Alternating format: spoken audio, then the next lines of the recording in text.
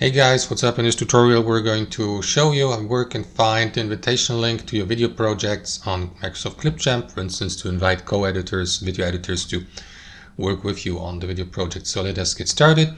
So guys, here in the video editor on Clipchamp, you will need to navigate to the given video project and then click into share in the top right.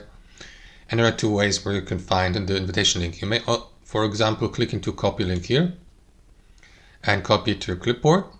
But you can also navigate to that invitation link through your video accessibility settings or invitation settings. To find these, click into share again, select manage access, and here click into start sharing. Next, use that field here to invite co-editors, video editors, and make sure that you select this option. Anyone with the link can edit, or you can change the accessibility here if you like. And here guys, click into copy link to create the shareable link. Click into copy here. And after that, the given invitation link will be sent or saved in your clipboard so that you may use it to invite co-editors via direct messaging services and emails to that video project on Clipchamp. That's it. Thanks for watching and have a fantastic day.